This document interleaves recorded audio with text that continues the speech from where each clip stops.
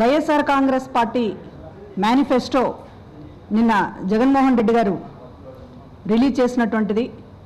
ఆయన చాలా స్పష్టంగా చెప్పారు, మనస వాచ కర్మణ మేనిఫెస్టోలో ఉన్నటువంటి ప్రతి ఒక్క అంశము అమలు చేసి తీరుతాము అనేటటువంటిది చెప్పినటువంటి జగన్మోహన్ రెడ్డి గారి మాటకి విశ్వసనీయత, అదేవిధంగా నాయకత్వ పటిమ చూసి ఈరోజు ప్రజలందరూ కూడా విశ్వసిస్తున్నటువంటి క్రమంలో తెలుగుదేశం పార్టీ నాయకులు ముఖ్యంగా చంద్రబాబు నాయుడు గారు వైఎస్ఆర్ కాంగ్రెస్ పార్టీ మేనిఫెస్టోని ఎట్లా కాపీ కొట్టారో, ఎన్ని విషయాల్లో కాపీ కొట్టారో అనేటటువంటిది ఒకసారి చూడవలసిందిగా ప్రజలకు కూడా విజ్ఞప్తి చేస్తూ ఉన్నాం.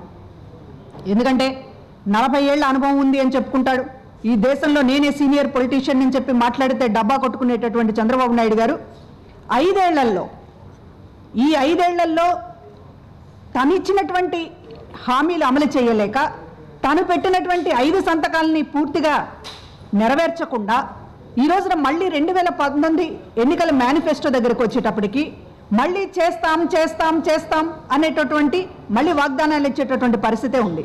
ఈ 5 ఏళ్లలో చేశాం అనేటటువంటి చెప్పుకునేటటువంటి ఒక్కటి కూడా పూర్తిగా నెరవేర్చినటువంటి హామీ లేదు.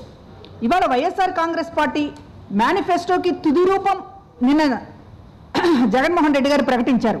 కానీ అంతకుముందు పాదయాత్రలో కానివ్వండి, ప్రజల దగ్గరకు వెళ్ళినప్పుడు నవరత్నాలతో పాటు తమ ప్రభుత్వం వస్తే ఏమేం చేస్తాం, ఈ రోజున సామాన్య ప్రజలకి ఒక అండగా ఏమేం చేస్తాము అనేటటువంటిది జగన్మోహన్ రెడ్డి గారు అనేక హామీలు ఇచ్చారు.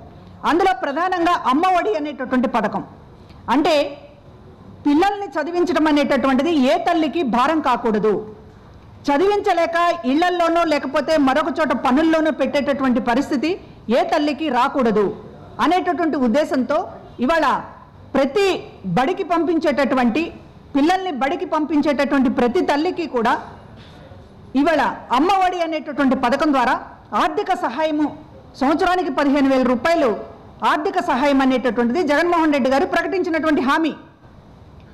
ఇవాళ తెలుగుదేశం పార్టీ మేనిఫెస్టోలో మక్కిగా ఇవాళ అమ్మఒడి పథకాన్ని కాపీ కొట్టి బడికి పంపించేటటువంటి పిల్లల తల్లులకి ఆర్థిక సహాయం అనేటటువంటిది ప్రకటించారు అంటే వీళ్ళు చంద్రబాబు నాయుడు గారు కాపీ రాయుడులాగా మారలేదా అనేటటువంటిది అడుగుతున్నాం. ప్రతి సంవత్సరం కూడా జనవరిలో మేము క్యాలెండర్ రిలీజ్ చేస్తాము అనేటటువంటిది జగన్మోహన్ రెడ్డి గారు చెప్పిన తర్వాత ఇవాళ చంద్రబాబు నాయుడు గారు అదే మాటను మాట్లాడుతున్నారు.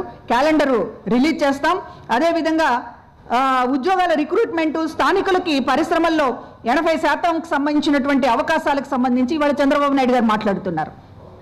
పరిశ్రమలు లేవు, ఒకటి ఉన్నటువంటి పరిశ్రమల్లో కూడా ఎక్కడ స్థానికులకి ఇంతవరకు కూడా ప్రిఫరెన్స్ అనేది జరగట్లేదు.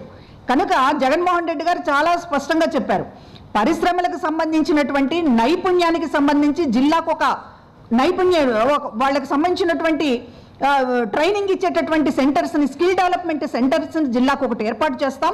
ఆ ఏర్పాటు చేసినటువంటి సెంటర్స్ ద్వారా స్థానికులకి 75% వాళ్ళకే లోకల్గా వాళ్ళకి ఉద్యోగాలు వచ్చేటటువంటి విధంగా అసెంబ్లీలో చట్టం కూడా తీసుకొస్తామని జగన్మోహన్ రెడ్డి గారు చెప్పిన తర్వాత 5 ఏళ్ల చంద్రబాబు నాయుడు గారి పరిపాలనలో ఎప్పుడూ వారికి అటువంటి ఆలోచన రాలేదు. కానీ ఇవాళ జగన్మోహన్ రెడ్డి గారు హామీ ఇచ్చిన తర్వాత ఇవాళ లోకల్ వాళ్ళకి 80% అవకాశం ఇస్తామనేటటువంటిది చంద్రబాబు నాయుడు గారి నోట నుంచి వచ్చింది. కనుక ఇవాళ ఉద్యోగాల రిక్రూట్మెంట్ గురించి వాళ్ళు మాట్లాడినా, లేకపోతే స్థానికులకు సంబంధించినటువంటి అవకాశాల గురించి మాట్లాడినా జగన్మోహన్ రెడ్డి గారి దగ్గర నుంచి నేర్చుకున్నందుకు చంద్రబాబు నాయుడు గారిని ఒకసారి ఆయన స్థాయి ఏంటనేటటువంటిది ఆలోచించవలసిందిగా కోరుతున్నాం. అదేవిధంగా ఇవాళ 2,30,000 ఉద్యోగాలకు సంబంధించి వెంటనే నోటిఫికేషన్ ఇస్తామనేటటువంటి జగన్మోహన్ రెడ్డి గారు ఇచ్చినటువంటి హామీ.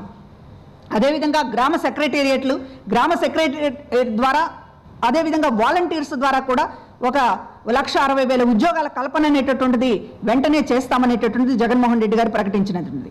కనుక దాదాపు ఉద్యోగాలకు సంబంధించినటువంటి పెండింగ్ ఉన్న ఇవాళ భర్తీ చేయాల్సినటువంటి పోస్టులే 2,30,000 ఉన్నాయి.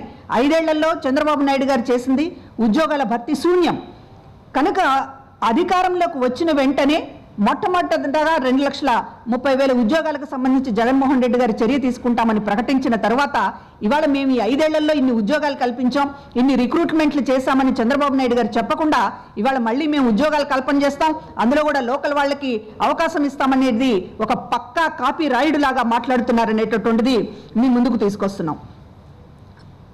అదేవిధంగా ఇవాళ అనేక విషయాల్లో చంద్రబాబు నాయుడు గారు ఫాలో అయ్యారు జగన్మోహన్ రెడ్డి గారిని. ప్రత్యేక హోదా దగ్గర నుంచి కేంద్రానికి అవిశ్వాస తీర్మానం పెట్టే దగ్గర నుంచి ఇవాళ ఏపీ రాష్ట్రానికి సంబంధించినటువంటిది ఎట్లా ప్రత్యేక హోదాను రాబట్టుకోవాలో చంద్రబాబు నాయుడు గారి కన్నా కూడా ఇవాళ అనేక సార్లు కార్నర్ చేశారు చంద్రబాబు నాయుడు గారిని జగన్మోహన్ రెడ్డి గారు చెప్పిన తర్వాత, అసెంబ్లీలో ఆయన మాట్లాడిన తర్వాత ప్రత్యేక హోదాకి సంబంధించినటువంటి ప్రయోజనాలు ఏంటో నేర్చుకున్నారు చంద్రబాబు నాయుడు గారు. అప్పటిదాకా హోదా వచ్చినటువంటి రాష్ట్రాలు ఏం బాగుపడ్డాయని బుకాయించినటువంటి చంద్రబాబు నాయుడు గారు అసెంబ్లీలో ట్యూషన్ చెప్పించుకుని జగన్మోహన్ రెడ్డి గారితో అప్పుడు ప్రత్యేక హోదా వల్ల కలిగినటువంటి లాభాలేంటో తెలుసుకొని తన ఎంపీ చేత పార్లమెంట్లో గల్లా జయదేవ్తో మాట్లాడించాడు.